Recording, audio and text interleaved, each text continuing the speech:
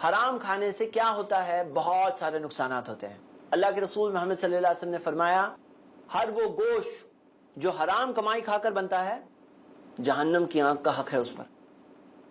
جہنم کی آگ کا حق ہے ہر اس گوشت پر. کلو جسدن، ہر وہ گوشت، ہر وہ جسم کا حصہ جو حرام کمائی کھا کر بنا تو جہنم کی آگ کا حق ہے اس پر. اللہ اکبر، کتنی بڑی بات ہے یہ. کیوں بہت بڑی بات ہے؟ کیونکہ گوشت جو بن رہا ہے نا تو صرف ایک انسان کا خود کا نہیں بن رہا ہے. وہ گھر میں پیسے لے کے آیا، گھر والوں کو کھلایا، اب بیوی کا بھی گوشت بن رہا ہے، بیوی کا بھی گوشت بن رہا ہے، بچوں کا بھی گوشت بن رہا ہے. جو ان کی باڈی بن رہی ہے وہ حرام کمائی سے بن رہی ہے. تو نبی صلی اللہ علیہ وسلم نے کہا فالنار اولی بہ.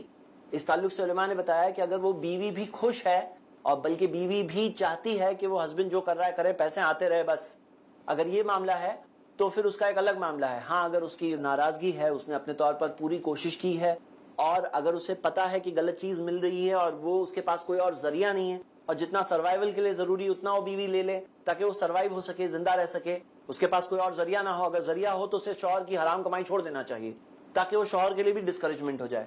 کئی بار ایسے بہت سارے مرد ہوتے ہیں جو اپنے گھر کی عورتوں کی وجہ سے حرام چیزوں کی طرف بڑھتے ہیں. ہم یہ نہیں کہہ رہے ہیں کہ ٹوٹلی عورتوں کا ہی معاملہ ہے، بہت سارے مرد ہی ہیں جن کے اندر ایسا ہوتا ہے کہ کچھ بھی کر کے پیسہ آنا چاہیے، تو یہ ان کی سوچ کا پرابلم ہوتا ہے. لیکن کئی بار ان کی گھر کی عورتوں کا بھی اس میں کوپریشن ہوتا ہے، غلط چیز میں کوپریشن. اللہ تعالیٰ نے قرآن میں کہا وَلَا تَعَاوَنُوا عَلَى الْإِثْمِ وَالْعُدْوَانِ، گناہوں اور نافرمانی کے کاموں میں کوپریشن کبھی مت کرنا. سورہ مائدہ کی آیت نمبر 2 ہے. تو کئی ساری عورتیں ہیں جو پریشر اتنا بلڈ کرتی ہے اپنے ہسبینڈز پر کہ دیکھو شوہر پڑوس میں تو یہ فریج بھی آ گیا، مائکرو ویو بھی آ گیا، ان کے پاس فلاں ایسا ٹائپ کا LCD آ گیا، ان کے پاس ایسا فرنیچر ہو گیا، ان کا تو خود کا یہ گھر ہو گیا، انہوں نے وہاں پہ بھی بکنگ کر لی ہے.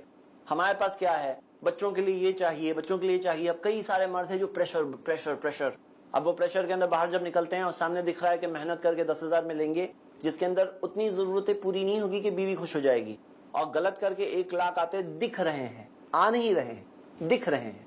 لیکن کیا ہے معاملہ؟ حلال طریقے سے جو حاصل کریں گے وہ چیز میں خیر اور برکت اللہ کی طرف سے آتی ہے. اور حرام چیز سے ایک انسان کو دنیا میں بھی خیر اور برکت نہیں ملتی، اس کی اولاد پر بھی اس چیز کا اثر ہوتا ہے. جو کھاتے ہیں اس پر اثر ہوتا ہے. آپ دیکھیے جو چیز، جو غذا پیٹ میں جاتی ہے اس کا اثر ہوتا ہے. اور کیا ہوگا؟ اور آخرت میں جا کر جہنم کی آگ کا حق ہو جائے گا اس کے گوشت پر. کتنی خطرناک بات ہے.